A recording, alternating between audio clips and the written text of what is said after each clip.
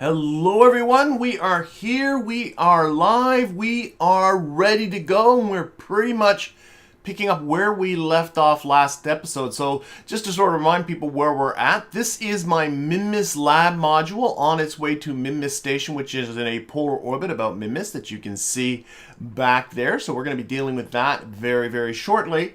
I believe it is just about or has just entered into Minmus's sphere of influence. Also, at the end of the last stream, I had successfully ascended from Minmus's surface with the Minmus 5C. It says probe because it's actually just a sample container that's on its way back to Kerbin with a buttload of science, hopefully, that is going back to Kerbin's surface. So hopefully that will be more science. And it is a little, about almost an hour and 20 minutes away from exiting Minmus's sphere of influence. So we're going to have to go visit it. And on top of all that, we can't forget about Michael and Bob. I have this menu set right now on Minmus Station.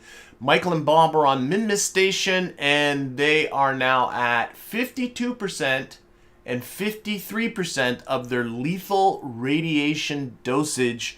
So I would really kind of like to send them on their way back home. So those are all the things that we got to get to first. We're going to collect that science. We're going to go into the Research and Development Center and unlock some new nodes, hopefully making our way towards building something to go and wrangle some asteroids, because actually that's what I named this whole series. I should probably start trying to work in that direction. But in the meantime, are we in Minmus's SOI? It sure looks like we are. So let's set up our, focus this on Minmus. There is Minmus Station. Here's our trajectory. I'm actually pretty pleased with that. Maybe a smidge southwards.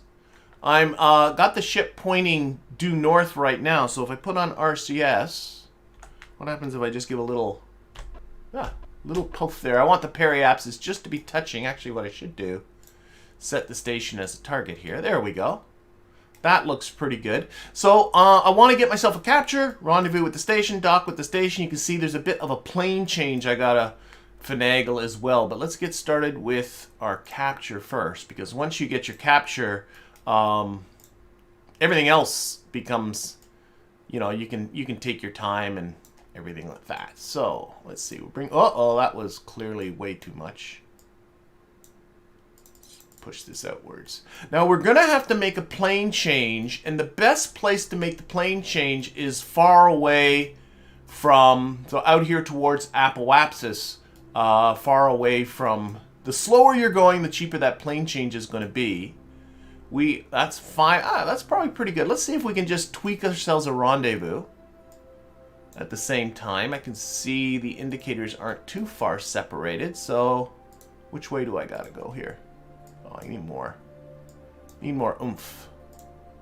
Oh, when they don't move, if you're moving the orbit but these don't move, that means that your maneuver is just before this close encounter indicator, so I just need to push ahead a second. I think did they jump? Nope. And push ahead another second here. There we go. That's what I'm looking for. Okay, now we can start tweaking this. Maybe this way. Yeah, there we go. And of course, I want this encounter to be as close as I can get it. Even though we still do have to make a little bit. There we go. 100 meters, 0.1 kilometer there separation. So we're going to do this. We're going to do this capture. Up here, we're going to make the plane change and maintain this rendezvous, and then we'll meet up with the station. So that burn is coming up. Here, turn the RCS off. That burn is coming up, when? In 2 hours and 34 minutes. So I'm going to add him a new alarm for that. Give me about 5 minutes warning. Oops. This is... The button for adding the alarm is... I gotta move there. There we go.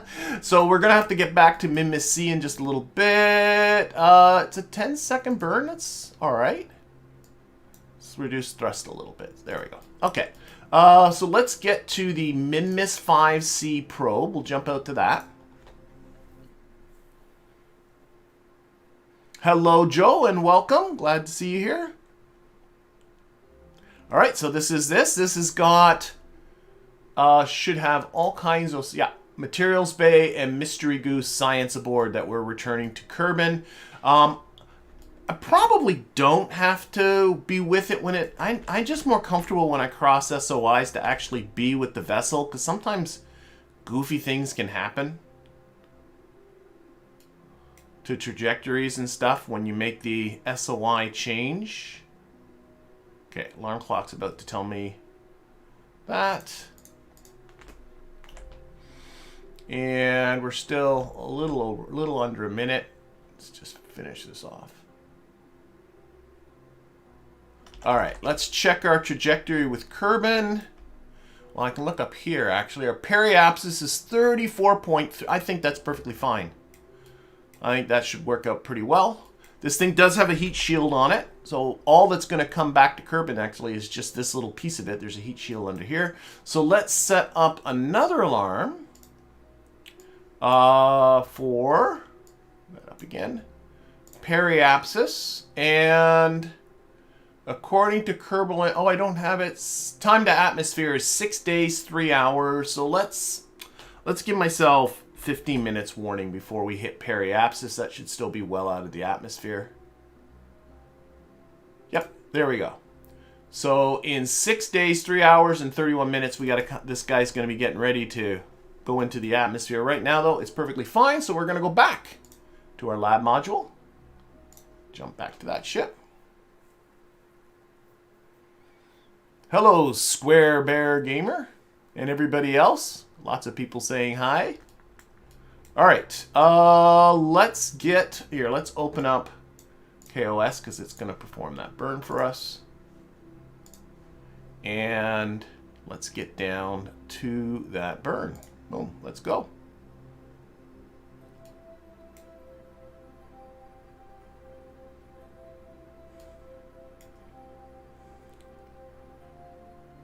Oh, that's the alarm clock turning it off, of course. You can still get a little closer than this. Close that alarm. Go again.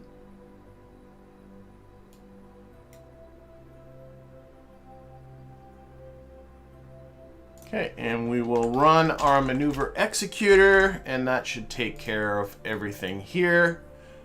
One thing that's kind of funny, there's a notification up here. I'm not quite sure when this appeared, but it's saying here that I have a contract complete, and this is the launch my first space station contract, which I find a little bit funny that that came out complete. Even though this is actually a module that's going on to my second space station, so it's all a little bit silly on that end. But the contract was simply to build something that could house 2 Kerbals and have the lab module on it, and it got satisfied as soon as I put this thing into orbit because it can be 2 Kerbals fit in there and it has the lab module.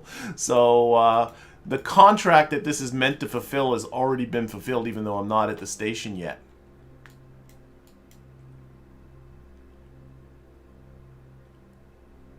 All right, here we go.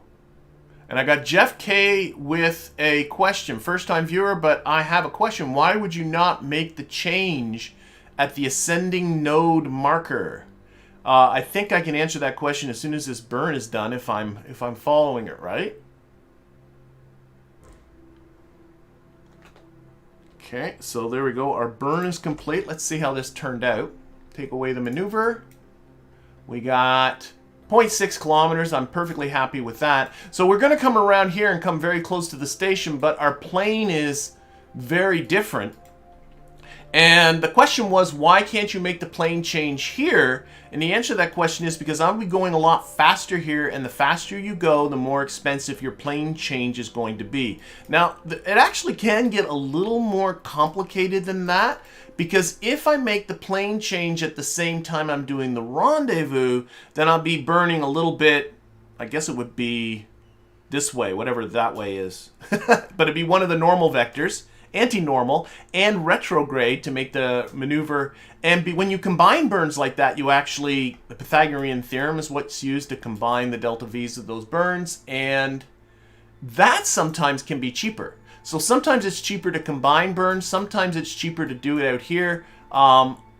I'm going to do it out. I'm guessing that it's cheaper to do it out here. Definitely, if this were something like the moon, it'd be cheaper to do it out here. It does vary a little bit. If this were a very small change, I would make the change at the AM. But I'm going to make it way out here because I'll be going a lot slower.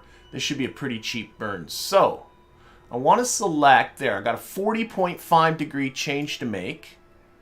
And that's going to be mostly normal. Which way? That's making it smaller. There we go. And it's also going to have some retrograde parts to it as well, because I also want to keep that rendezvous there. So I'm watching this angle of 6.7. I don't know, or 16.7. I'm not sure. You can see, and also the close encounter bit of it. So we'll do that, and then a little retrograde. It's my angle at, oh my gosh, it's so hard to see. 8.4. All the numbers are right on top of each other. A little more normal, a little more retrograde. 2.2, a little more normal, a little more retrograde. Oh, the AN and the AN and the DN swapped. The AN's now up here, so I went too far, so I've got to come back. A little more prograde.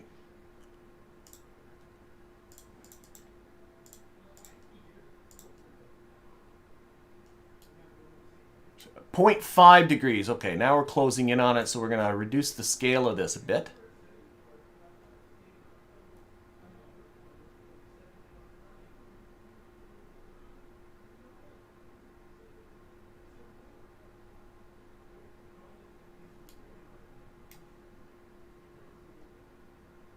This way. A little more prograde, so we're playing around. Want to get the AN, I'm doing progrades and normals. So now that I got it like this, if you do the normal part, notice how that moves kind of where the encounter is. I might be fiddling too much with it, to be honest. Let's get the encounter really close together. Come on, you should be able to get maybe a little bit of radialness. Yeah, radial's working.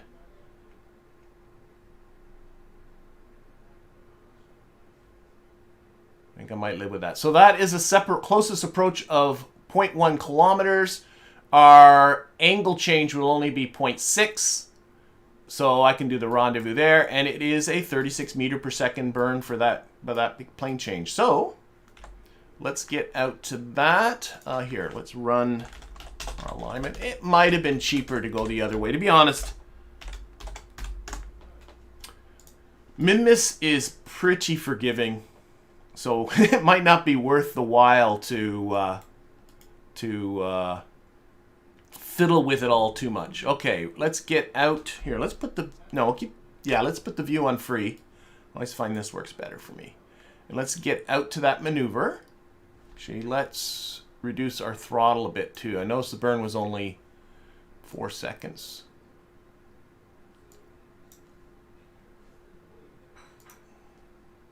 There we go.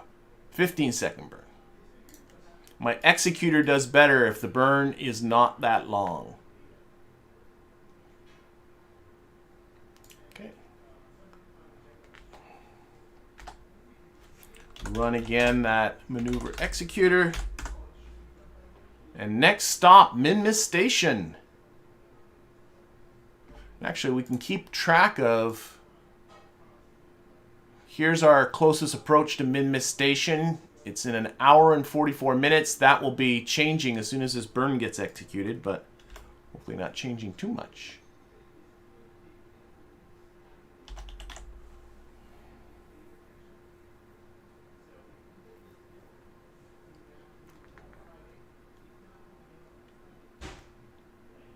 There it goes.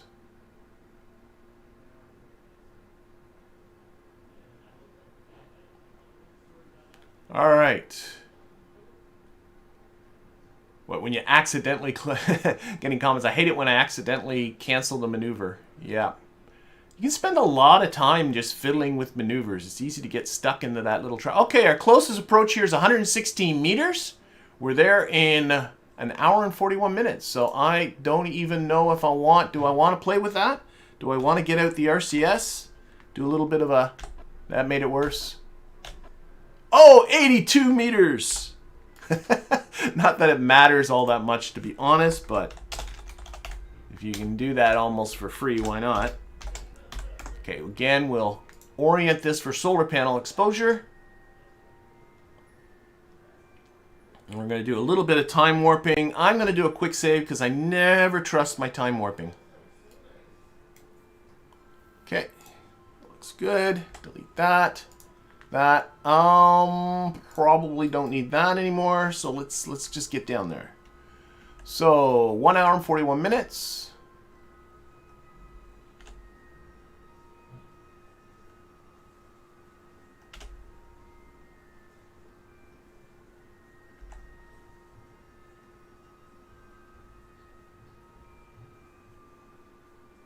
About 20 minutes away now. Oh, there's a station below us. I can see it. We're going to stop the time warp at about 5 minutes. Okay, let's put this on retrograde. It's switched over to the target. Our relative velocity with the target's only 33 meters per second. That is nice. So we should be able to stop pretty easy. Maybe up the thrust here a little bit. All right, and then we'll also look at getting our friends home. I'm going to turn off alarm clock here. All right. About 4 minutes still from the station. I can get myself closer.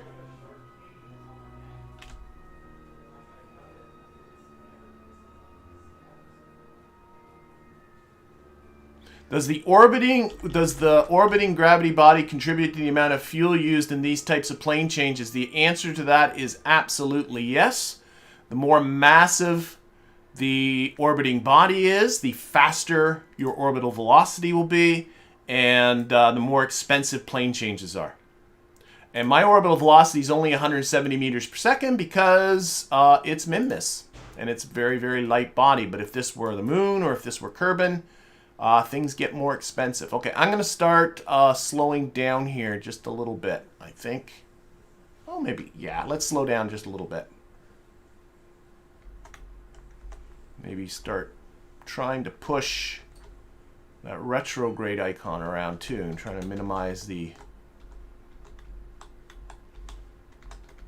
Whoop. Okay, that's too much. Back this way. I'm just knocking off velocity. Trying to keep my closest approach pretty tiny. There we go. That's 28 meters closest approach. About 2.5 minutes. Velocity is now under 20 meters per second, so we can get a lot closer. Oh, we're getting a camera funkiness because we're going over a pole.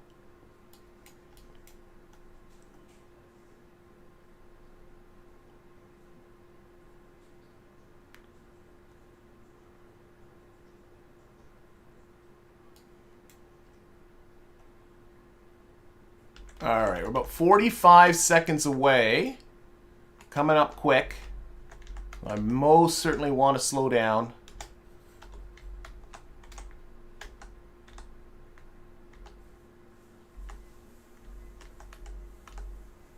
You really want to watch that time to intercept, because it's really easy to come up too quick. So you want to watch your speed, and you want to watch especially this time. As long as you can keep that time from getting down to 0, you're going to be okay. But as soon as you find you're at full thrust and this time to intercept is still going down, you're going to, well, hopefully just blow by the station. At worst, you're going to crash right into it. Get ourselves closer here. You can always time warp to speed things along.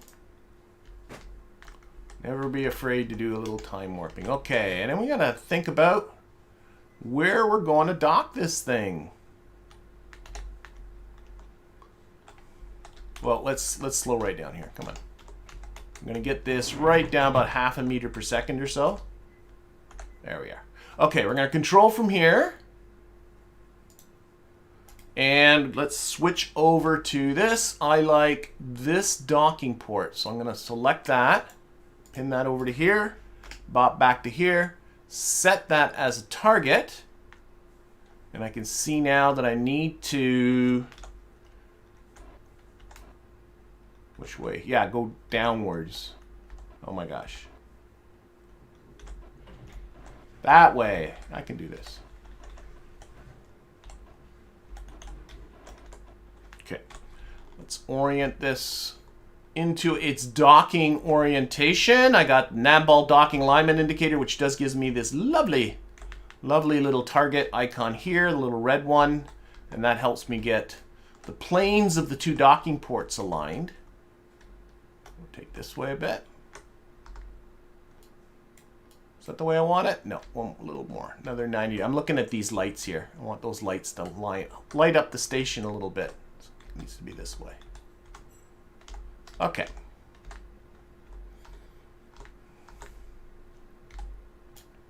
And I'm thinking the alignment, here's pretty good. A little upwards. You want to get a line between your ship, that little retrograde icon, and the target icon, which I'm just seeing on the edge of the Navball.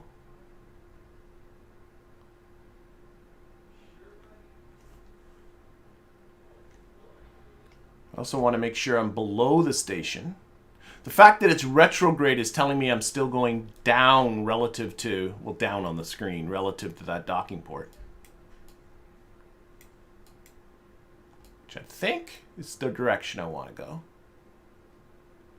I don't need this no more. We can aim our camera up here at the top too, gives us a bit of a better view. Let's get a little closer. Okay, I'm starting to see the prograde icon, the prograde vector, sorry, the target icon coming up here on the side. That represents this docking port. So we are moving towards it, but what I'm going to need to do is just start going upwards a bit. And this, I don't know if you can see it, there is a bit of a prograde icon there.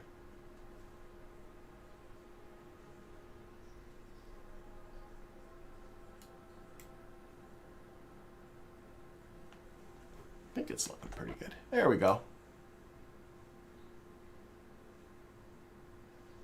So the prograde icon, of course, is telling you which way you're moving. So we are moving towards the target, which is what we want.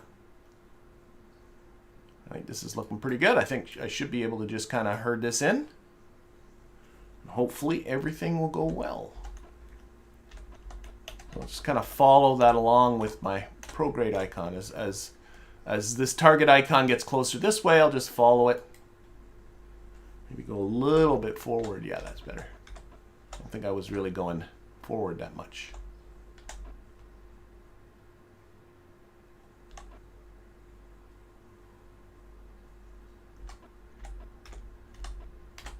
And docking, to me, still docking is, I so enjoy docking. It is definitely one of my most favorite things to do.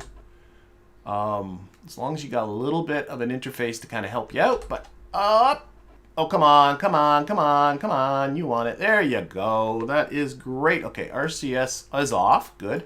We got a lot of engines on. Let's start shutting down engines. So we'll shut down that engine.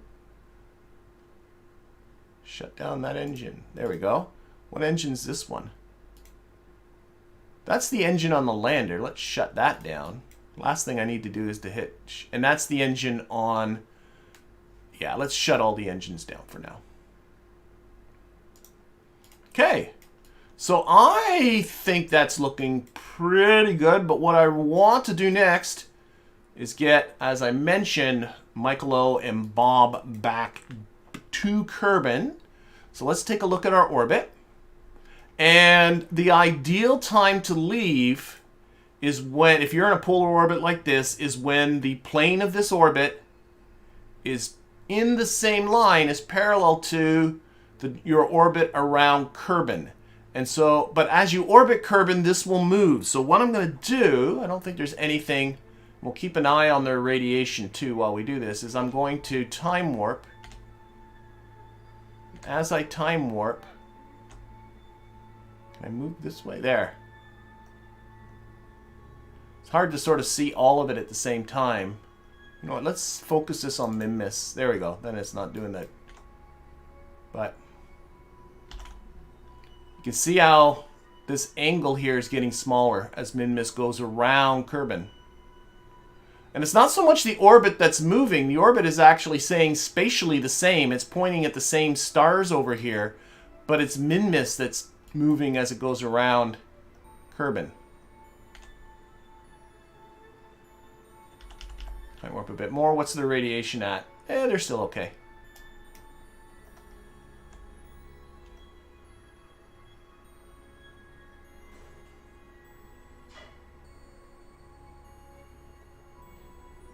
Let's see what that's like. I might be calling it. I'm sure it's close enough. Okay. So, let's get ourselves back to Kerbin. So, we need to. First of all, these guys have, I think, a fair amount of monopropellant aboard. There's their monopropellant supply. That one and that one. And they really don't need it anymore. They're just going to go back to Kerbin and be done. So I would like to get rid of it. So let's get rid of this one. And let's... Oh, here. I got to do that. Why am I not... There's what I want to see. Can I just hit out? Yeah, let's just... Yeah, there it goes. I'm filling up, unfortunately, this other monopropellant can that's... Okay. And then can we... Is there... You know, there's a lot of monopropellant. Let's find... Where are all the... These ones are a little empty. Finding all the ones that have got a little bit of space left in them. Why are these ones that say 0? That's funny. Okay, there. Okay. Keep that one. All right, let's take that off. Out. Also get rid of as much of this monopropellant as we can. Okay, maybe we need a little bit. Just to kind of puff away a little bit from the station. Oh, and if we have to do an EVA, we need monopropellant. That's a good plan. Okay, I want 5 units of monopropellant because that's as much as fits in their EVA backpacks. There we go. Kerbalism, when you do EVAs, the propellant in their EVA packs comes from the monopropellant supply. Okay, let's transfer Michael and Bob over to there. I also want to make sure they both have EVA packs, but I also, somewhere in here, are parachutes. Because they will be re-entering. They don't need the little science kit no more. But parachutes would be good.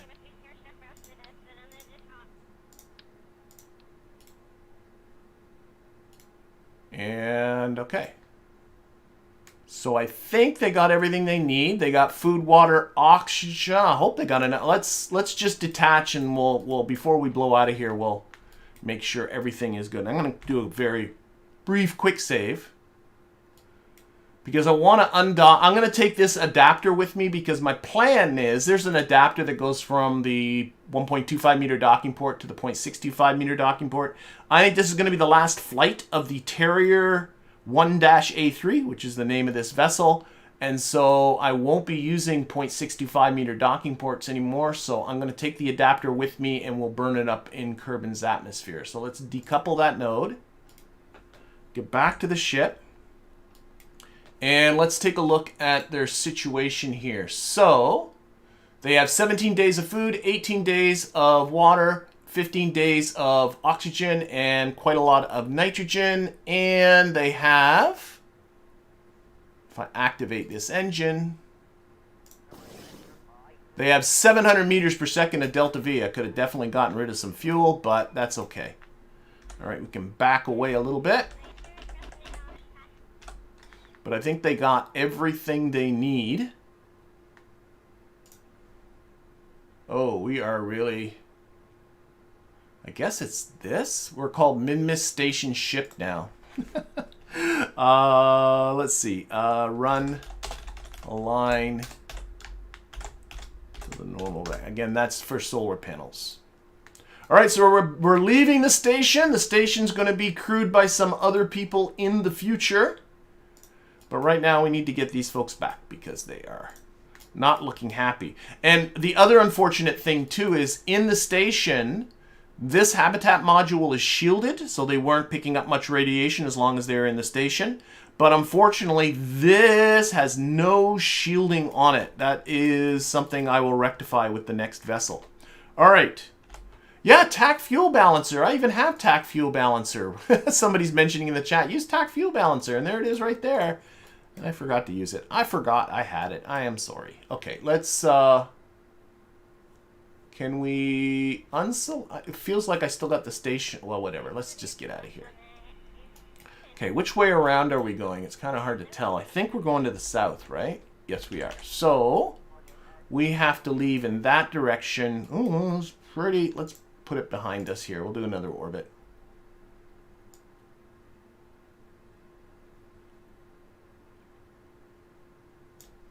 Okay.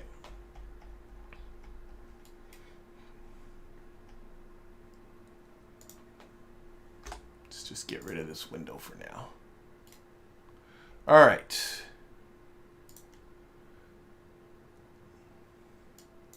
More prograde. Get that down into Kerbin's atmosphere. Should be, oh, I can see I need to burn a lot more. Be about 100, I think it's 180, something in that ballpark. Play with the timing too. Get the timing that gets it down the lowest.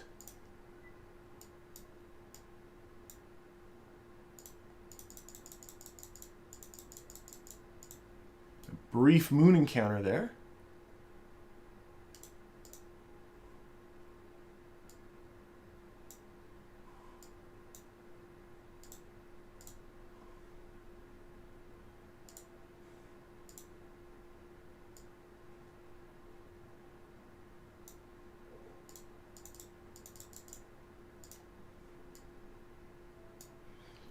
I always like to play with the timing. That'll make the burn more efficient.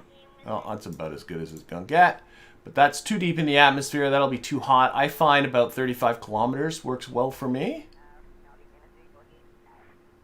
About there. And can I come back in orbit? Ah, burn's coming up in just over 5 minutes. Play with this just a little bit more with the timing. Whoop. Interesting.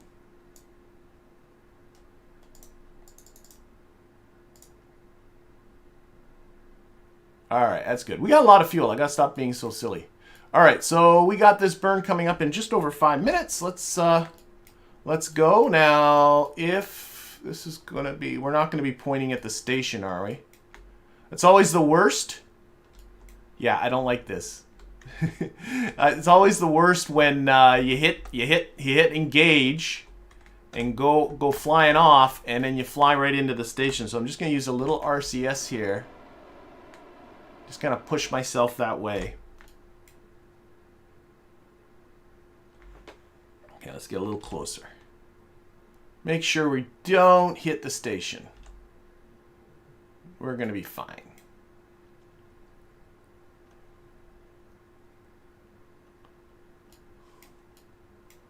All right. So you should open up KOS again. And where's Kerbin? I always find it funny when you're leaving from a polar orbit. I'm burning that direction, yet that's my destination. It always looks to me to be a little bit funny. Okay, run the maneuver executor because we do not trust our Kerbals. How are you ever going to deorbit the 2 stages of the station? Yeah, the station has a couple of pushers on it still, so this guy and this guy. And yeah, they got probe bodies. I can deorbit those, but right now they still have a lot of fuel on it. I can use it to fuel up the lander a number of times because the lander hardly holds any fuel. So I am hanging on to these until they're almost out of fuel, and then I will deorbit this one and these 2 little pusher things. But right now they got valuable fuel. And with all the cost of getting resources out as far as from Kerbin as we are right now, I don't want to squander those resources.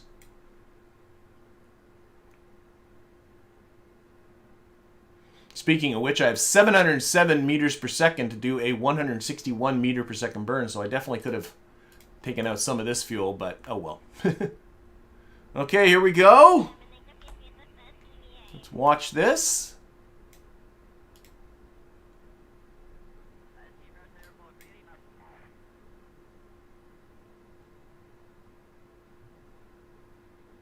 Okay, burn is complete. 33 kilometers.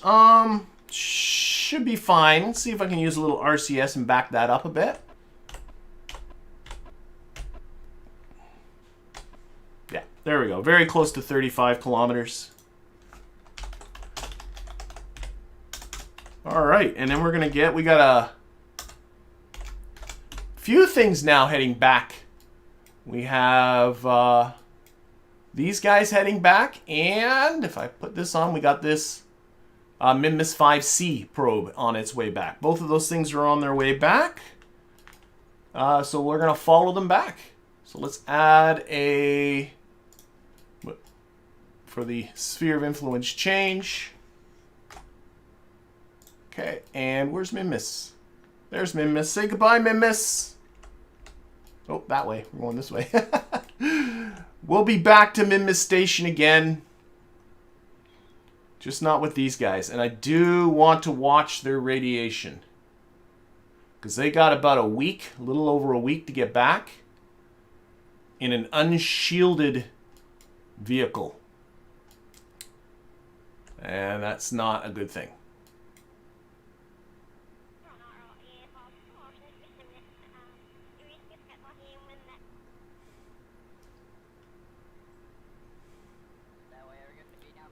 Okay. Delete that. And get ourselves out of Minmus's SOI. There we go. So I think now, yep. And we'll set ourselves an alarm for periapsis. And again, we'll give ourselves 15 minutes warning. So we got that in 9 days, 1 hour, and 26 minutes. Minmus 5C is going to be there in just a day. How did it get going there so fast? I think, yeah. That should be good. But I do want to stay... I want to watch these guys. So I'm going to stay with these guys as much as I can. So I can watch their radiation. I guess I could watch this from... Here we go. It's not climbing up quickly. Hopefully we will not get a solar storm on our way back. So I don't want to lose them. Alright, there we go. Okay, Minmus 5C should be getting close to dropping into that. Oh, I was asked by IDAN, is that a 2-seater or a 1-seater? 2-seater or a 3-seater? It is a 2-seater. They have 2 seats. Okay, this thing is about to enter into the atmosphere. I don't think there's much to it. Oh, we got 32 science from a gravity scan about the moon. There's still science being collected. And that always makes me excited. All right.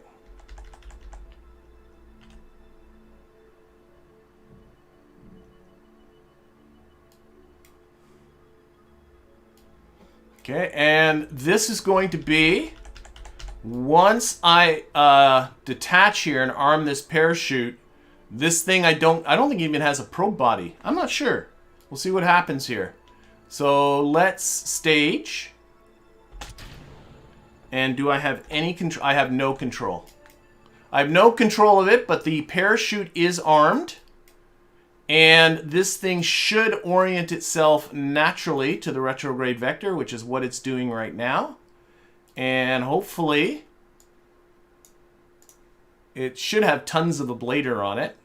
I hope this all goes well. This is the first. This isn't the first time I've done something like this. I had another vessel do much the same thing. So this should go okay.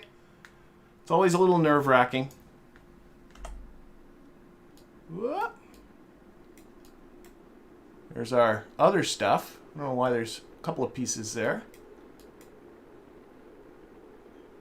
Got a little bit of a temperature gauge happening here. I think that's on the heat shield. It should handle this. That's what it's built for, is it not? This thing should slow down fast because it's very light. The parachute is armed, Buster Dude asked. It is. I put the parachute, arming the parachute happened on the same stage as decoupling this stuff. I already getting the feeling that the heat is going down. Oh, I just lost the temperature gauge.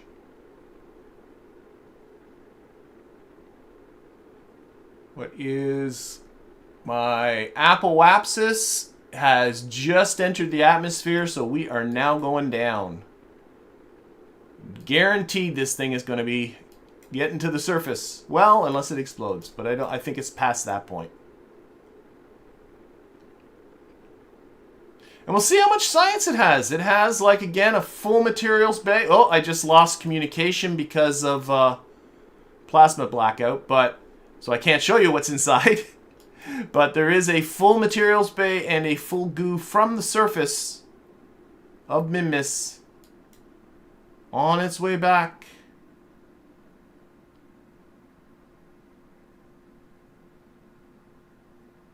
I should mention with all of this, I'm so concerned with Michael and Bob. They're not my only Kerbals in space. I do have the Warrior King Memorial Space Station, and aboard that I have Bill and Valentina. And they've been up there for gosh knows how long. I've completely forgotten how long they've been up there for. But their radiation's only at 12%, and Valentina's at 31% somehow. I'm not sure how that happened. But that's because they are tucked safely below the Van Kerman belts. So they're in a much, much safer location. Now, we are coming down onto the water, and I think this thing is a sinker. So I'm going to be very quick on the recover button.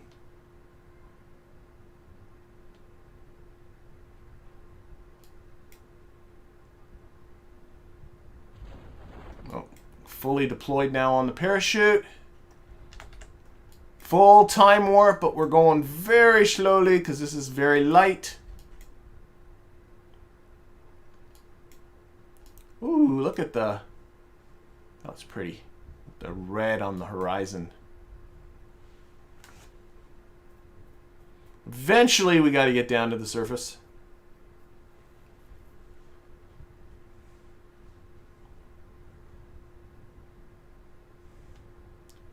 All right, 50 meters. Let's get ready to do the recovery.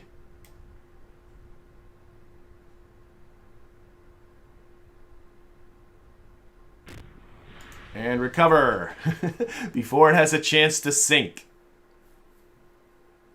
All right. I couldn't drop the heat shield. It might have floated without the heat shield, but I have no control over it. I don't think. Maybe I did. I don't know. I could have maybe dropped the heat shield. I didn't even think about it. I was thinking I had no control, so I probably couldn't drop the heat shield. But now that I'm thinking about it, I was doing some other things that required control. So what do I know? Okay, 45 science? Really? That's... Oh no, here it is. 84 science. 84 science from the materials bay and goo. That has made me happy. Okay, we'll recover all that stuff. We got a world's first milestone. You have returned home from the surface of Minmus. I have. Okay, let's get into research and development. I've already been eyeing some of this stuff. One of them is this one, actuators, because it comes with the grabber units as well as some robotics parts. It's only 160 science. I have 642.5 science. So I'm going to grab that one right away because I want to start getting into seeing if we can get some asteroids. And that should also get some of those asteroid contracts appearing for me. The other one I'm eyeing is nuclear propulsion for nuclear engines. And we're going to grab that one because I want to build something for a runabout, a Kerbin system runabout, that will run around from Kerbin to the moon to Minmus, maybe go out, poke its head out. nuclear engines might also help with the asteroid recovery. I don't know, but I want them, so I'm going to get them. And that pretty much finishes me off. And just to show you where I want to go after this, I want to get into high altitude flight and hypersonic flight, because once you're into that zone, you can build yourself a very nice space plane, and I want to go there too. But that is all going to be for the future. Let's get to Bob and Michael. Bob and Michael in the oh wait, it's called Minmus Station ship. I should rename that. Let's get to them. Go.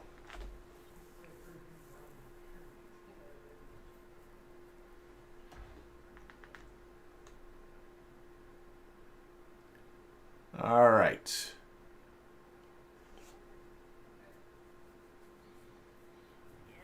Okay, here they are. How is their radiation doing? They are still in the 50s, so that is a good sign. I don't need to look at alarm clock. It'll stop me. Where's Kerbin? That's Minmus. There's Kerbin. Okay. We still got a ways to go. So let's start. Here, we can watch it on here. Let's start time warping. I'm watching their radiation. 32 more credits from a gravity scan from around the moon. Another gravity scan, 40 more credits. Minmus Space High. 56 credits from the gravity scan in the lowlands. Oh, Bob. Shoot, Bob is at 70. Oh, they're now. Okay, they're only a day and a half away. Bob just went into the red because he crossed 75% of his lethal radiation dosage. This is not... Oh, they're in a belt. That's why. Just to show you why they're not very comfortable right now. If I push 2, 3, 2... No, they're not even in the belts yet. Oh boy, I'm not... These radiation belts, the radiation will spike when they're in there. Where do we go? Oh, we got a solar storm! Solar storm. Wasn't there supposed to be a notification of that? Here's the trick for riding out a solar storm. Shoot! That might be why they're in a situation that they're in, because I wasn't paying attention. Okay. Although this ship doesn't have shielding, if you put the bulk of the ship between you and the sun, that reduces the amount of radiation that they're receiving. Oh, okay. Shoot, I did not notice. Did anybody notice you're supposed to be getting an alert for solar storms? Wondering if I turned that off by mistake at some point. Okay, this should... they're both now over 75%. We gotta ride out this solar storm. 2 hours to go.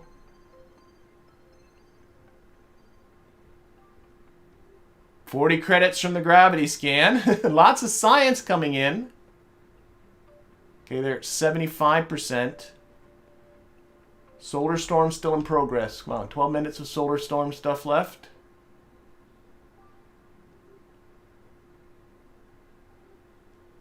Solar storm is done. And they are both at 77%. Let's put it back this way for the solar panels. Really got to watch that. Okay, let's keep going. Again, watching radiation. Bob's the worst. Got a day to go. Oh, it's getting electrical warnings, but radiation was the more immediate concern. 42 credits from a seismic scan on Minmus. Okay, their radiation seems to be okay. I think this is why I all of a sudden get these spikes, because these solar storms happen that I'm not getting warnings about. Yeah, I have it turned off. The solar storm warning is... Oh my gosh. I must have turned that off by mistake. Okay. I had... See, here's the thing for giving me warnings of coronal mass ejections. I must have had that turned off by mistake. Thankfully, this isn't lifetime radiation. Once they're on the surface, this goes back to 0. So, that's a good thing. But I think we're going to be okay. Alright. We are at an altitude of about 100 kilometers. I want to lose this thing. Actually, you know what? Let's hang on to that for now. So what I want to do... Yeah. I'm going to stage and arm those parachutes. Let's get a little lower. I just want to make sure this thing... Here, let's stage. There we go. And I should have... No, this has no reaction wheels aboard, so... I have no attitude control, but again, this should orient itself the right way. And the reason why I'm hanging on to this thing for now is because I want to make sure that this ends up going down to the surface and doesn't go through the atmosphere and come out the other side. And this hopefully all should be okay. There's a blader all around this thing. But I think this is my first time descending Kerbals from Minmus. I'm almost positive of that. And all of those heat gauges are on lights. They're on the outside. Those lights can explode.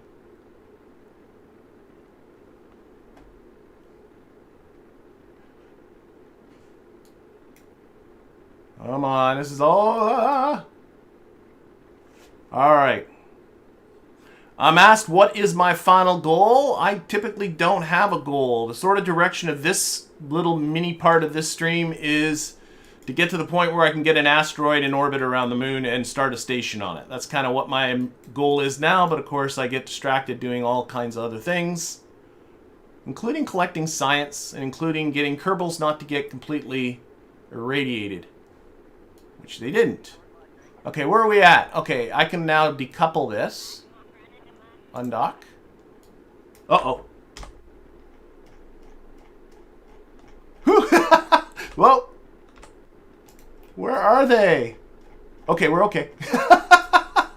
I undocked and the camera freaked me out. Okay, we're still with these guys. That freaked me for a second. We're okay. We're okay. Oh my gosh. Yeah, I'm a short-term goal kind of guy. I just am.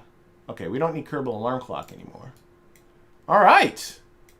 That was a little scary after I undocked and started bopping around the different parts, but right now we seem to be okay. Again, we're coming down to the night side, so sorry about that. The lights didn't blow up. That's interesting. The rest of this should be good. Parachutes.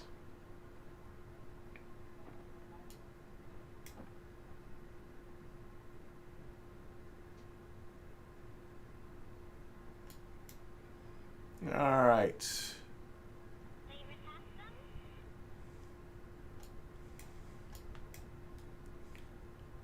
Should be good. Michael and Bob didn't die. That makes me happy. Okay.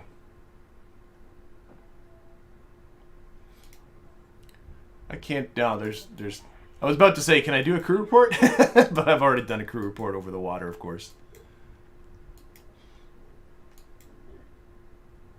Again, descending very slowly. These parachutes are kind of overkill, but with the docking port on the top, I can only put the 2 radial parachutes and keep everything balanced.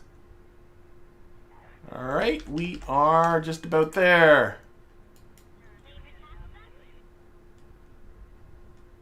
And recover. Awesome.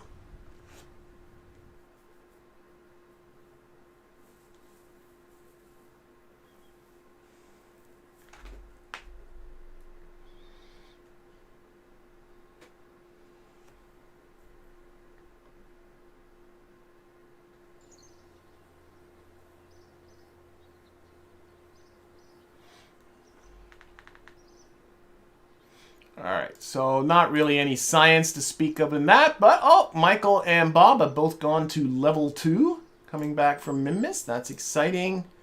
We got some messages here. Oh, contracts complete. Oh, multispectral scan of Minmus is finally complete. That was doing biome scan, roll resolution resource scan of Minmus is finally complete. And, rotate the crew of Minmus Station. I thought I would have to bring some people up there in order to get that contract complete, but if you say so, I guess that's okay. Okay, we're at 240 science. That's not enough for another node. I think I need 3 or 360. I do want to get into starting to hunt down an asteroid, but I think what I'll do is between the two streams, I will look at the contracts, dig through the contracts, go into the tracking station, try to find a suitable asteroid to plan for. I don't want to do that during the stream because I think that might be just a little bit dull, just kind of going through all that kind of stuff. What I want to do to finish this off is at least get started with building a new vessel to replace that Terrier-A3, a vessel that is meant to stay in space all the time. So it can travel between stations, it can go to Minmus, go to the moon, come back, that kind of thing. I'm thinking I would like to have about 2 kilometers per second of delta V on it, and I would also like it to carry at least 5 or 6 Kerbals. So I got a lot more. I have things like this. I have the cupola module now. I also have, of course, the hitchhiker can I can use to carry a lot of this. Doesn't carry a lot of Kerbals, but it looks good. But I kind of like, this is the pomegranate, and I kind of really like the kind of bulby look you get from these kind of things. Maybe that's just me. But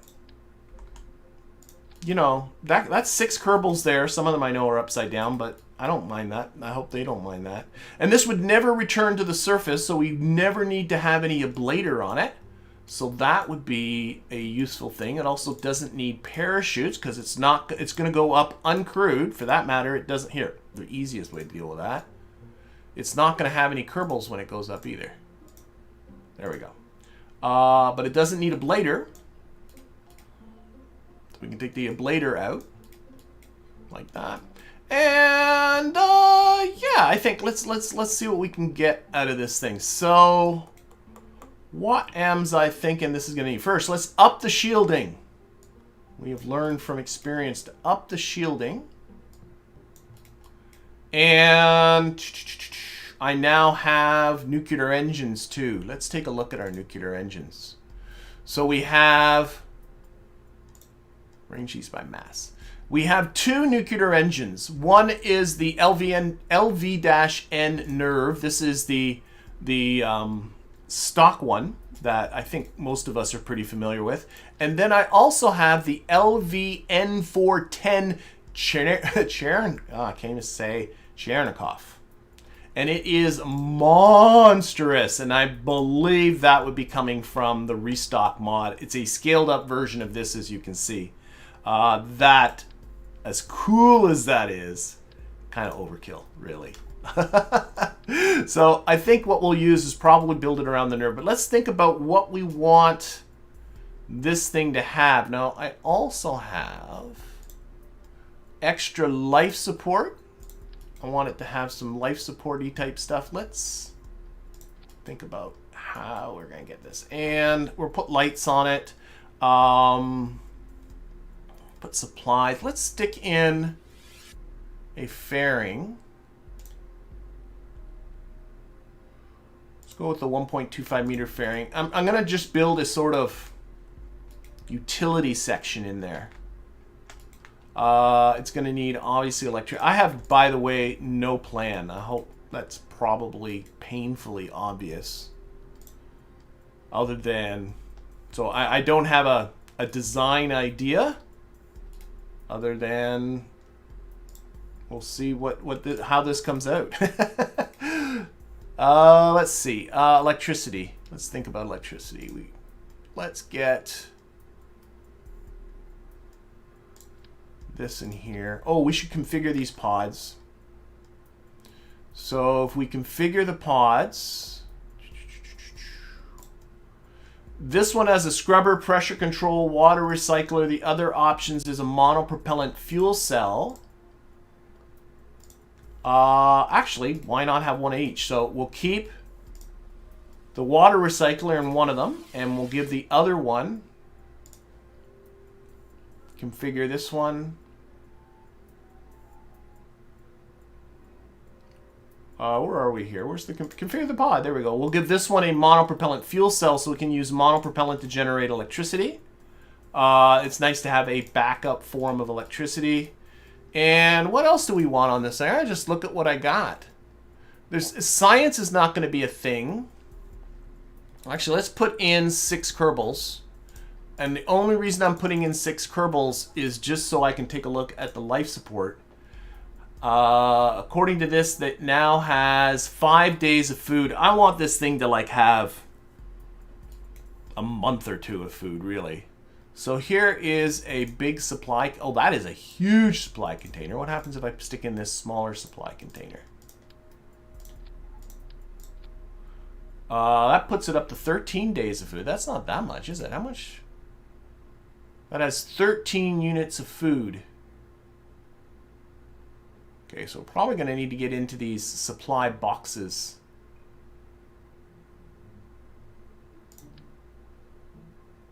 Those are big.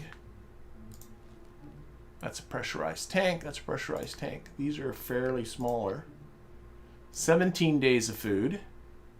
What's this configured for? Food and water. How much water do they have? 98 days of water, but remember there's a water recycler aboard. That's probably why. Let me think. Let's configure this just for food. We'll do one thing at a time. So configure this for just food. Oh, that just changes the... Select the contents. Food. That's it. Alright, so they now have 19 days of food. If I double that up, 26 days of food. If I quadruple that up, let's quintuple, sextuple that up. That is a lot of food. That is 51 days of food. That's the kind of thing I'm talking about. Water, they have 74 days of water. They are going to need some form of wastewater holders because the water recycler, where's the water recycler? Actually, I can look at it here. I think it's in here somewhere.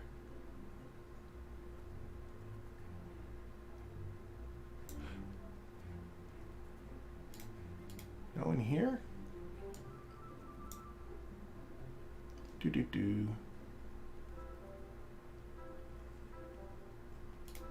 Water recycles in the top one. Okay, configure the pod. Here, we can do this. Water recycler. Water recycler uses electric charge and wastewater to produce water, ammonia, and carbon dioxide. That actually reminds me of something else I can stick on this thing, but one thing at a time. So I need wastewater containers. So let's select the contents. And this is going to be wet waste, I would assume. So that will hold wet waste. The other thing I got, water and food are from Kerbalism. Yep. The other thing I got is a chemical plant. I'm just going to stick this here for now. I just want to look at it. A chemical plant can do all kinds of chemical processes. I haven't used this yet. So let's configure our chemical plant. Might bring this along. So it can do water electrolysis, which uses a whole lot of electricity. 5.8 units of electric charge per second. Uses water to produce hydrogen and oxygen. It has the Sabatier process, which takes electric charge, a much more modest amount of electric charge, carbon dioxide, and hydrogen to produce water and liquid fuel. That's interesting. And it has the Hebbier process, if I'm saying that right. Again, a modest amount of electricity, nitrogen, and hydrogen to produce ammonia. Is that all I got? Oh, we have a waste incinerator, which uses waste and oxygen to produce carbon dioxide, water, and electric charge. So this actually generates electric charge. And we have a waste compressor, which uses a fair amount of electric charge, takes the waste, and produces shielding. Well, that's interesting. I'm not sure, and then I'm back to allow. I'm not sure that's going to be too useful in this vessel, but it might be something fun to stick on a station and play with. All right, how am I doing for water? I have 74 days of water, as long as they can produce the electricity. Okay, let's keep going. What else we got here? We also need oxygen. They have 5 days of oxygen, so clearly that needs to be worked on. Let's get to here. Here is a pressure. Oh, those are big pressurized tanks. Let's get the smaller pressurized tanks. What happens if I put in 2 of those? And these I want to be just oxygen. That gives them 20 days of oxygen.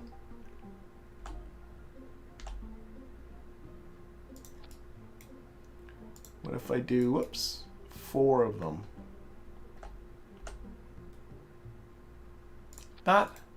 That gives them 35 days of oxygen. Wouldn't mind them to have a smidge more.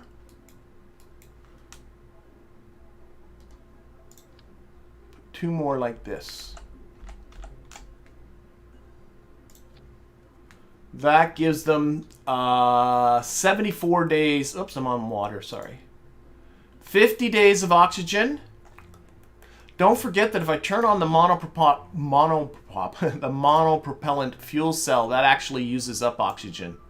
Uses up oxygen in monopropellant. So I should have extra oxygen just for that. One thing at a time. So far, at least on the life support front, I think we're okay. A little bit of extra nitrogen is never going to hurt one of these ships at all. I keep grabbing these big tanks, but let's see if we can put in a small tanks here. Just a couple of them. We're going to switch this over to nitrogen. Select the contents. I just want nitrogen. There we go. So a little bit of extra nitrogen. Oh, that's only 1. I want 2 of those. I always like the look, and we'll change the color of these tanks, but I like the look of lots of little tanks and boxes and stuff. Yep, lots of nitrogen for pressurization when you go to do EVAs for sure. That should be okay. What else we got along this strip? Food, water. Okay, that's all good. That's all good. That's all good. Stress, things are a little cramped. Well, they typically wouldn't be, because right now I got this all with 6 Kerbals. I don't think this thing will fly most of the time with 6 Kerbals. Let's up the quality of the life support, because this thing is going to fly for a long time. So if I look at, where is this stuff? ECLSS, that's for life support. You change that quality to high. Same thing with this one, change that quality to high. And there is a life support container. I buried it very well. Change that quality up to high. Let's configure the life support, because there is stuff we can do. It's got an extra scrubber. So what do we got? We got a scrubber, we got pressure control, we got a water recycler, we got the fuel cell, we got an air pump. And air pumps for pumping outside air in, which is clearly unnecessary. That would be for a base in a breathable atmosphere. And then that, okay. I'm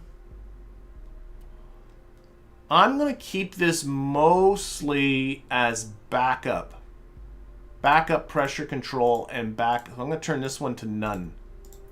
Oh, you can't turn it to none. Okay.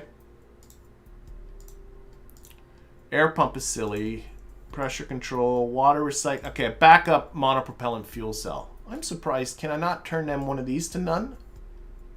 I'm a little surprised I can't turn them to none. Let's configure this one. It's the water recycler. This one. Is there not a none option? There we go, none. That's interesting. So the one has, so I'm going to just take off. So the monopropellant fuel cell is down in there. Okay. So, what are we doing here? I want to also make sure that that monopropellant fuel cell starts in the off position. So it doesn't use up all, it doesn't even have any monopropellant aboard yet. I think we needs more stuff. We definitely needs more stuff. So what I'm going to do is I'm going to stick another battery down here. Might end up redesigning this a little bit, but for now, this thing is going to need maybe another battery. Actually, why not get some structural bits? There, a couple of these. They're lighter. And I'm just guessing at electrical needs. I'm going to stick on a couple of those. I don't mind if this thing gets a little bit on the large side. And now that gives me kind of a more mounting surfaces. What I'm looking at is... What was I looking at? I was looking at... What was I thinking about? I lost track of my thoughts. Electricity. It's going to need communications. Oh, it's going to need monopropellant. That's what I was thinking about. And it's going to need mono. Let's put on a couple of these Stratus 5s. Oh, they're pretty big. Maybe tuck them in a little bit. That'll be a lot of monopropellant.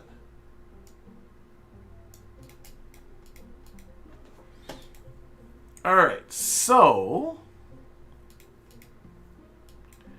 let's think.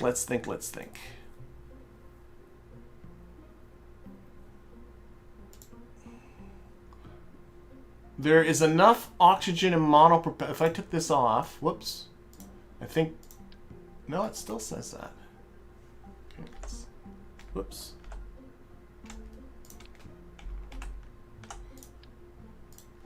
I'm curious where this thing's getting its electric charge from. It's producing nothing. Oh, that's just on the batteries, of course.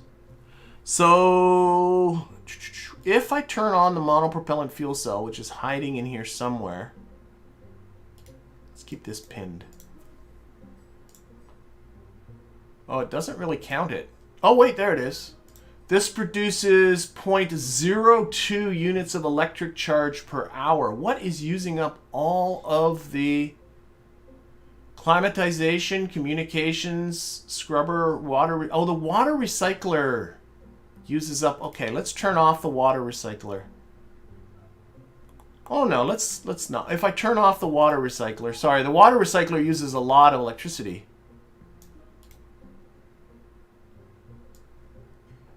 But it's hardly, let's turn that off temporarily. Now it will last for an hour on the fuel cells. That's not great. Oh well. We need electrical generation.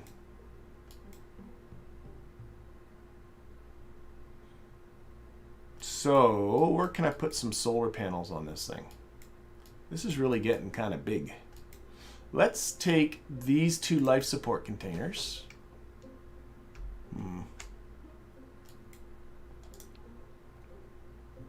Actually, no.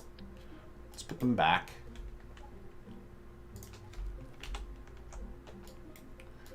Oh, let's see. Control Z. There we go. Let's move these guys up. Remember to dump the fuel cells. Thank you, John. Yep. I'll set that in just a moment. I want to find a spot to sneak in some solar panels. And I want these.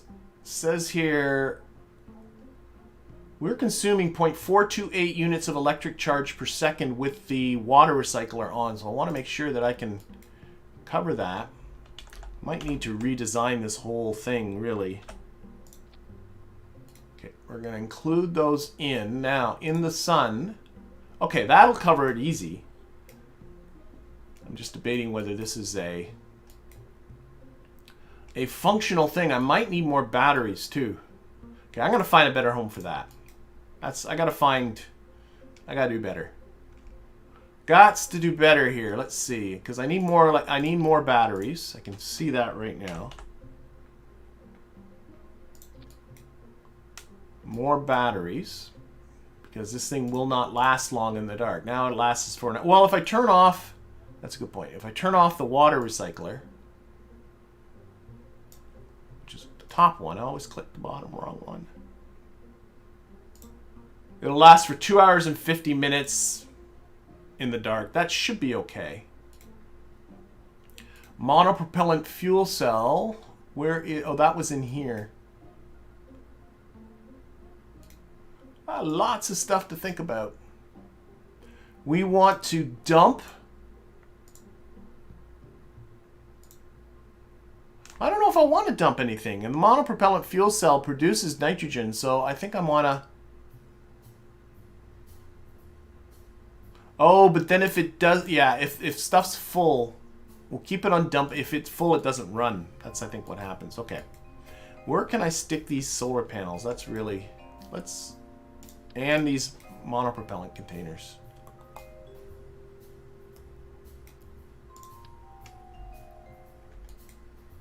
I'm thinking, what am I thinking?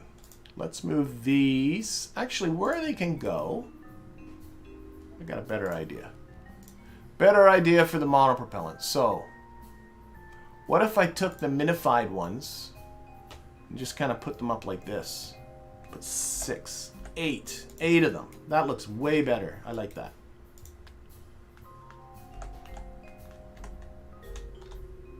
That. Take that. Grab that. Put it on local. Just going to slide these up in there. As long as I'm not obscuring a hatch or anything, we'll test all that in just a bit. I don't think I would be.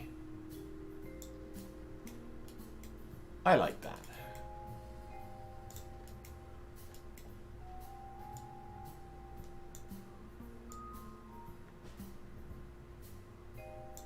That is a better, I think, look for the... Actually, an even better spot. Oh my gosh, why didn't I think about this before? Is up here. We should disable the staging, by the way, but...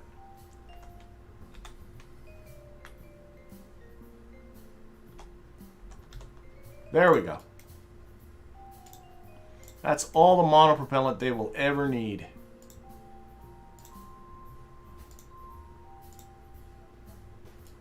Okay, put it back on. Oh, cool. That. Back out of here a bit. There. Can we disable this staging? Because we'll never separate these two. Disable staging. Yes. Disable staging. Good. There's your home for your monopropellants. Silly. Alright, so that looks, I think, a lot better. Where can we put some solar panels? Now, would there be silly here? It might work.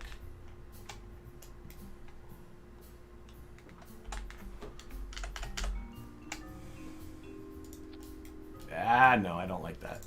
Okay. I'll find a spot for them in a little bit. Let's, just so I don't forget they're there. Eventually, we do have to put those on. Okay, let's start thinking about fuel, and then we'll see what we can do. So, this will run on the nuclear engines and only need liquid fuel. So let's put on a Mark 1 fuel container and a nuclear, the LV-N Nerv atomic rocket motor. There we go. And let's turn on Kerbal Engineer. And Kerbal Engineer already says 1,536 meters per second at delta V with a thrust to weight of 0.54, which I think is perfectly acceptable. So what I think I might do, again, I got no plan here. What if I put on a little ring of these?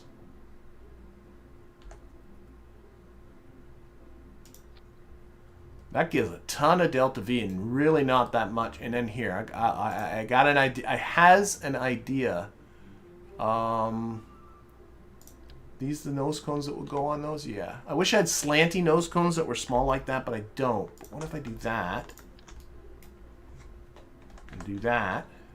This is about aesthetics now. Do that. Grab that. Tuck those in. A little bit upwards. There we go. I'm kind of happy with that. Does this have different? No, they don't have different textures, but that is 2,457 meters per second at delta V and a thrust to weight of 0.47. I am very pleased with that. And let's see, get some structural strutty bits in there.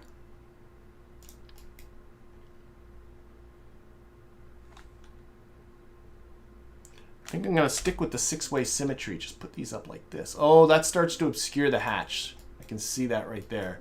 And I don't think these really are necessary, but I kind of like the look of struts. Just to go like that. And like that. This is the hatch on this side, right? I think so.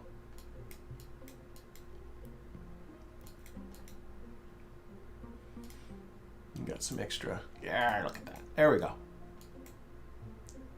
That might interfere with the fairing, but we'll find out. Of course, we still got to get this thing in orbit. Where are we going to put these solar panels? Can I just put them on the outside? Will that look okay?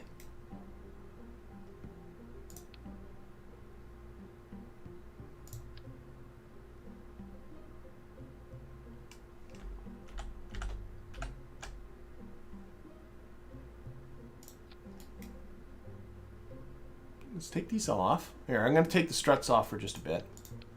Still thinking. Slide these up.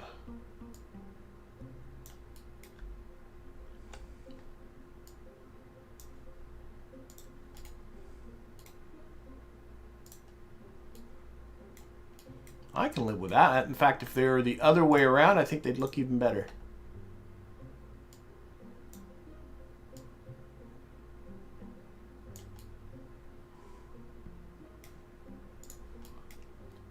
I think I can live with that. Now, how about these struts? Where can I put you folks?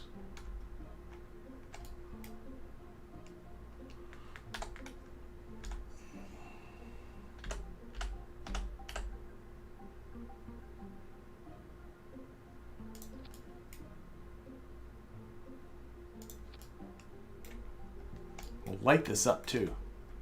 I don't know. I'm thinking this is starting to look like a vessel. Oh, it needs a docking port. If it's going to dock with things, it certainly needs a docking port.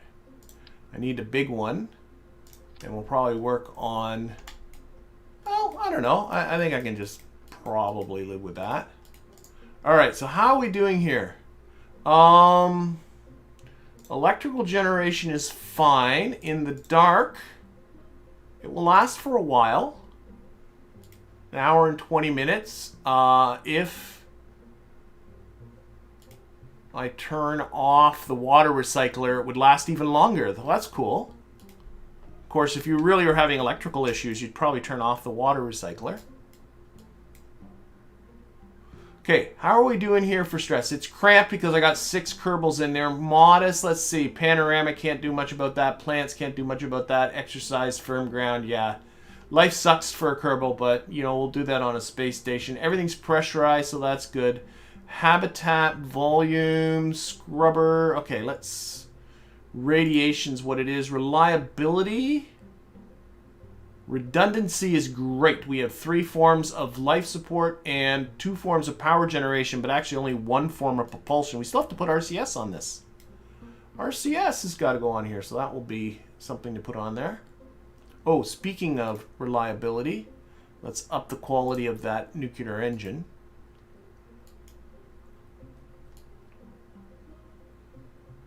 And habitat looks good, environment looks good. I don't know. I'm thinking I'm closing in on something here. RCS.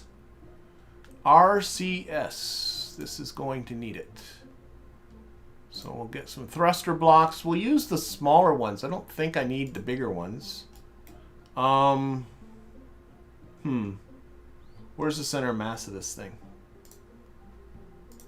You always want to center your RCS thrust around the center of mass. Because this is on 6-way symmetry, it's a little... Well, we'll put 6 of these on here.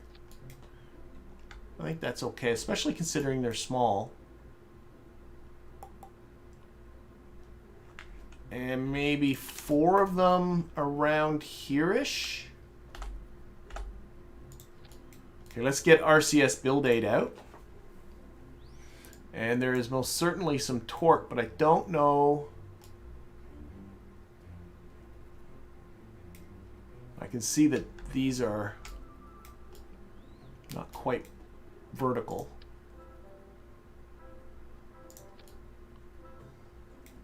More. That looks better. Probably if I just raise these up. Just looking at the yeah. A torque there of 0.01 kilonewton meters. If we translate to the right, to the left is the same. Up is the same, down is the same. Flat out 0 on forward and backwards because everything's symmetric. Okay, I'm perfectly good with that. Okay, so that should take care of RCS. Oh, put on some small panels for that's not it. Also put on some small backup electrical. That's not a bad idea in case you break these off. What's another, I think, even good idea is I'm producing way more electrical generation than I need. So what I'm thinking is removing this symmetry, and we'll just always keep just one like that. Because we just don't need that much electrical generation. And then you have a backup solar panel all the time. We will also up the quality of said solar panels because, like I said, this thing, the idea is it's going to be up in space for a while.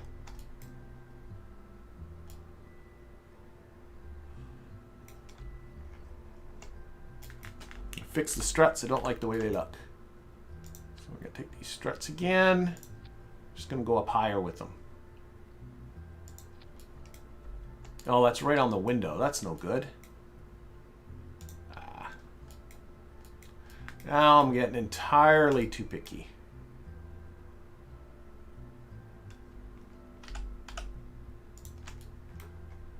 Okay, just below the window there.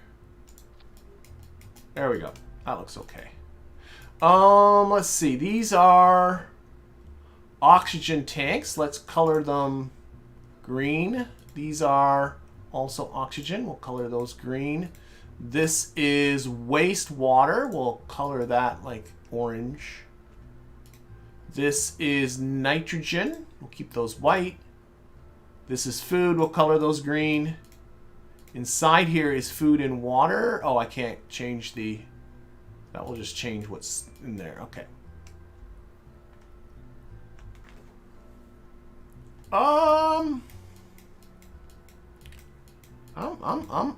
I think I'm on to... I think I'm really closing in. Let's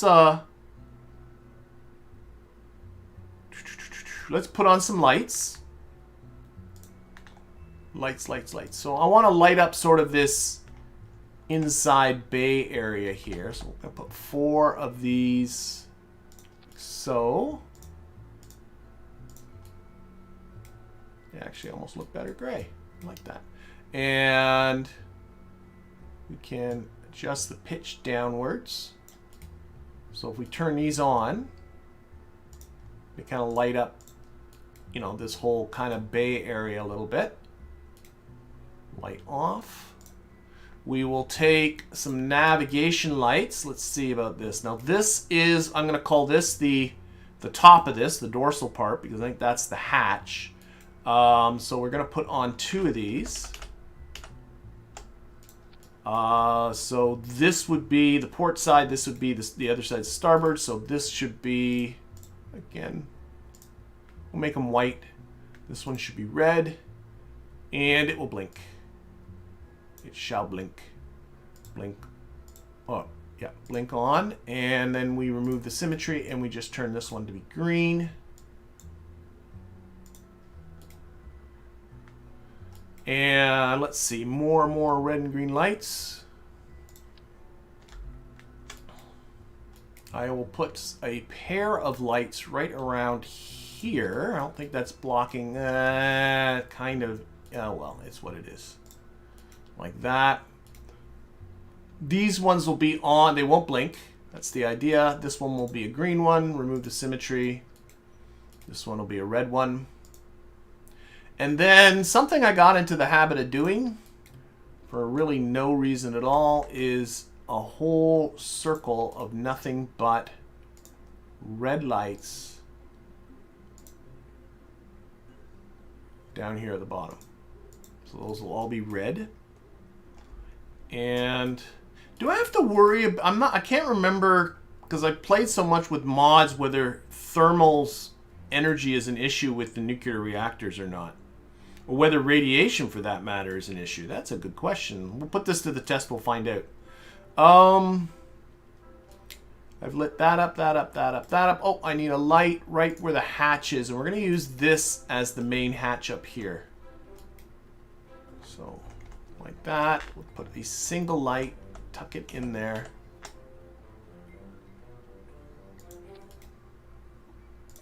And that light shall be blue. Just to help us find the hatch a little bit more quickly. And I think I'm also going to have these lights shining downwards. Let's do the exact same thing but shining upwards. So 4 like this.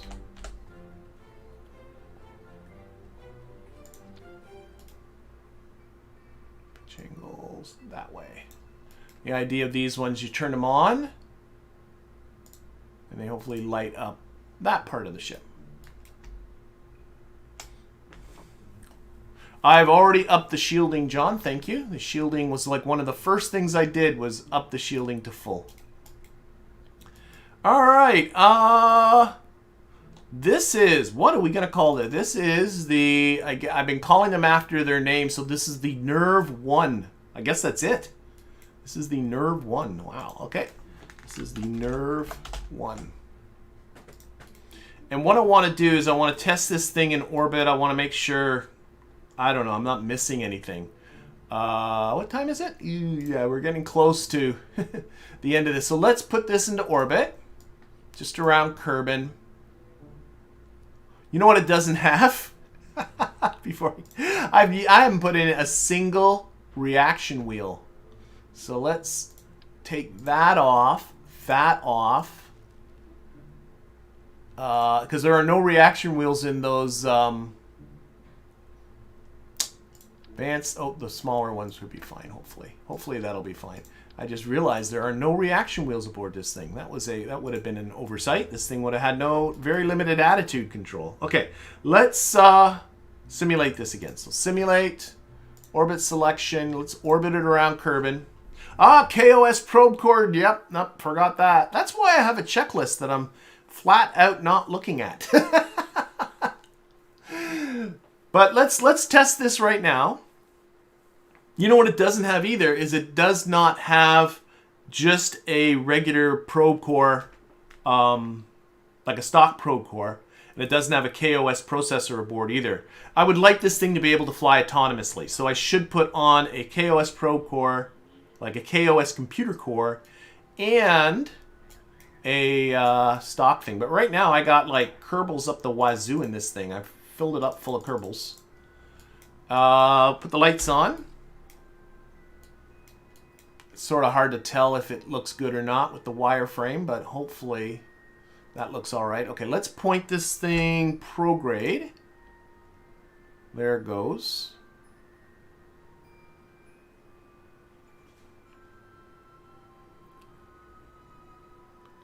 We'll activate that engine.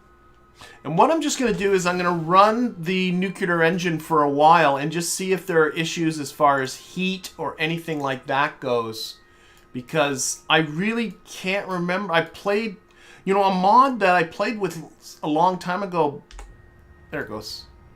A mod I played with a long time ago was Interstellar, and I honestly get mixed with Interstellar. Heat management with nuclear power was really a big deal, and I have no idea whether it still is. So I just want to kind of watch.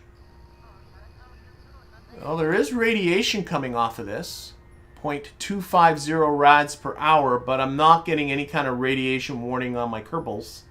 So I'm assuming they are appropriately shielded.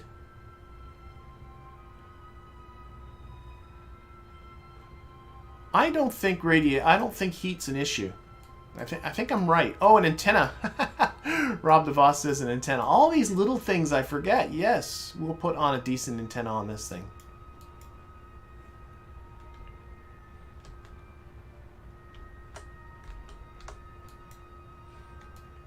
But I like it. I don't know. I think it looks okay. You know, I think I'm looking at this now with these struts. I think the struts should come more out this weather than coming in on an... Oh, but then they're... Maybe put four... I don't know. Rethink the strutting. Again, that's about aesthetics. We are pushing out our apoapsis slowly. This doesn't have the biggest of thrust awaits. It doesn't really need it. You want to put a heat... Yeah, that's what I'm thinking about. Should I put some radiators on this thing?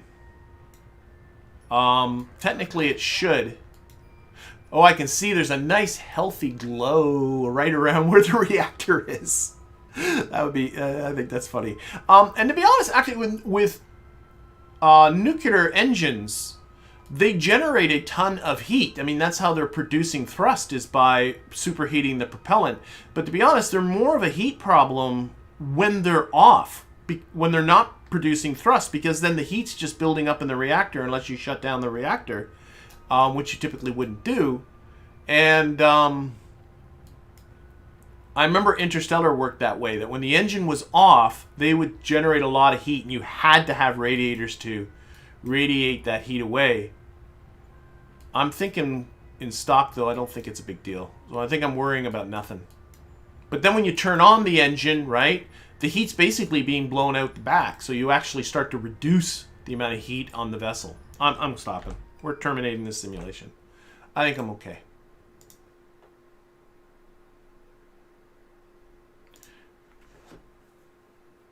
And it's funny in stock that they provide all kinds of radiators. I'm sure I've unlocked a bunch of them. But at least in my mind, there's very little reason to use them. Here's the small radiators. And I kind of find that unfortunate. I wish there was more reason to use. This is the small one. And I mean, it's still... It looks so good, though. How much mass are they? They're 50 kilograms each. What did they do to my delta V? They took off 20 meters per second of delta V.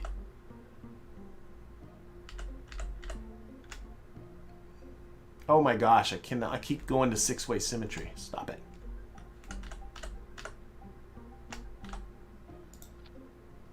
I think they look good. So they're going on.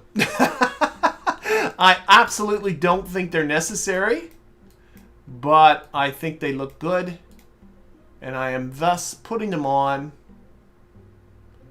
Oh, do they use electricity? Don't tell me they use electricity. I'm just noticing simulate in planner. They do use electricity, but it's just a tiny amount. Okay, that I don't care. That's fine. They can use their electricity. I don't care. I'm good. I'm gonna keep them on because they look good. Okay, we're gonna fix these struts. I don't like the way. I think what I'm gonna do. Go to two-way symmetry. I'm gonna stick them sort of here-ish. Then we're gonna go up to here. Uh-oh, that didn't work.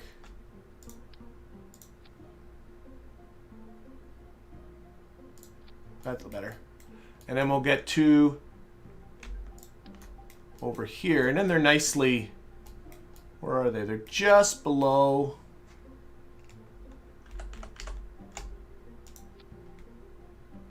Get them up to about the same height. There, I think that it's not quite symmetric. And then the solar panels have somewhere to come out too. What else was? Let's go through my checklist. Crewed vessel. There's no contract control. KOS. There we go. I knew there was something I was forgetting.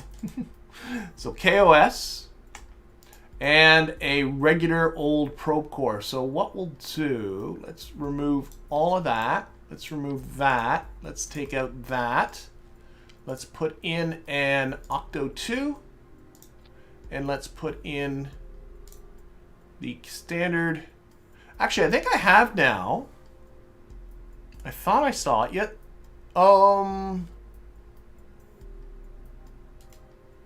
This has a bigger KOS processor, and it is 30 kilograms compared to this one, which is 80 kilograms. Okay, we are going to... We're changing our tune a little bit. Can I put this back on here without it looking... And then this. Like I just had 4 of these. That looks all right. And then we have... I've not used this KOS processor. Oh, it's a little bigger than I thought it was.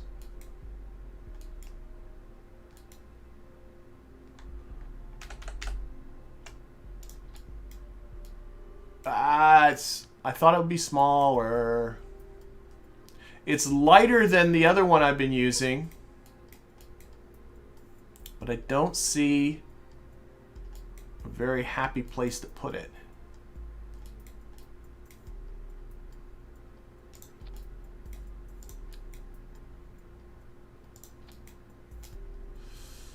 Okay, I'm going to go back to the old one. Didn't like my options on where it had to go. Okay, there, and we'll put in our boot file, we'll up the disk space. We'll put up with the cheaper one. Okay, so that's KOS.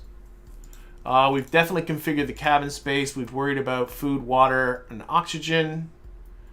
Waste has been, there's a waste water container for the water recycler. Radiation protection I thought of. Science, don't care. Power generation is fine. Electrical generation. Antennas.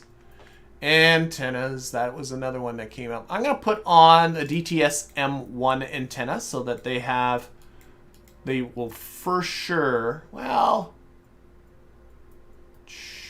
yeah, because, oh, except where am I going to stick it? I guess I could, okay, I'm not going to do that. I'm going to put on a few, let's put on 4 Communitron 16s. That's probably complete overkill. Actually, let's put on...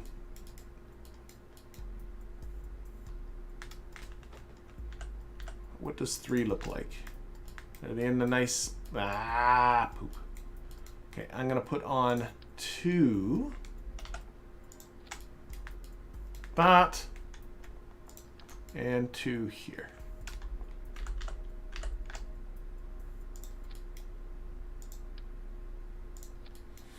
That will easily be enough communication.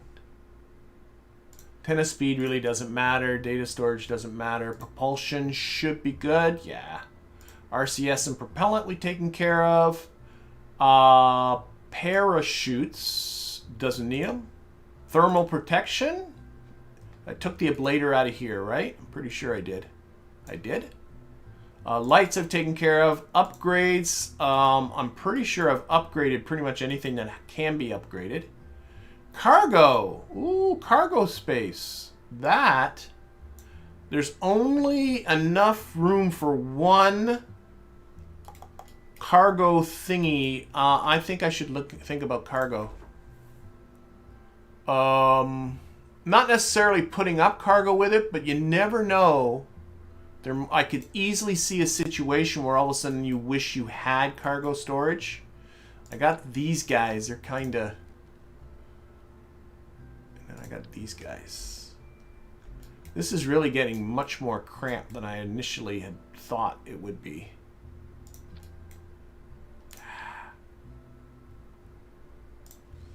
Where?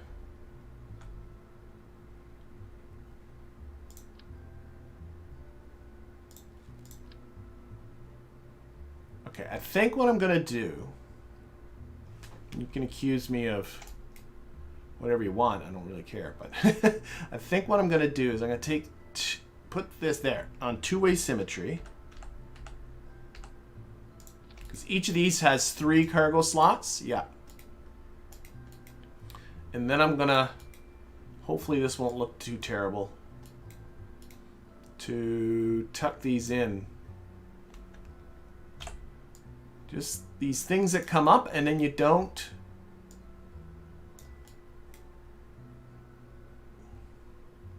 Let's remove the symmetry on you and throw you away. So I think this has more than enough. And let's remove the symmetry on that one and throw that away.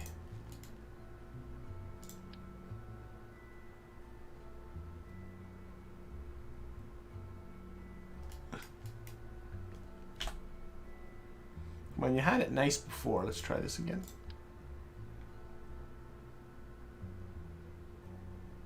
Oh, this is being awkward. Okay, 2.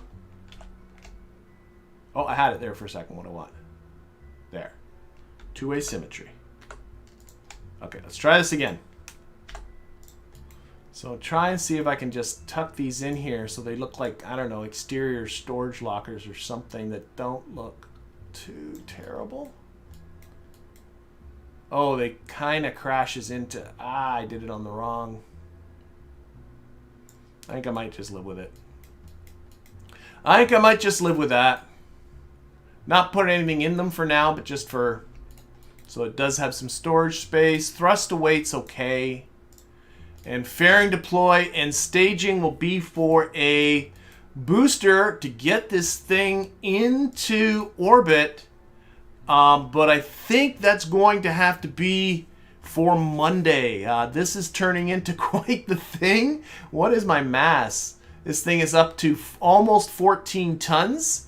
And what I got to think to do next is building something to get this thing into orbit. It'll go up without Kerbals, sans Kerbals. And then we'll also build something else to get said Kerbals also into orbit. But I'm hoping once it's in orbit that this will be a nice vessel for me. But I think that's all going to have to be for Monday. I hope everybody has themselves a fantastic weekend. Take care, everybody, and we'll see you all later. Bye.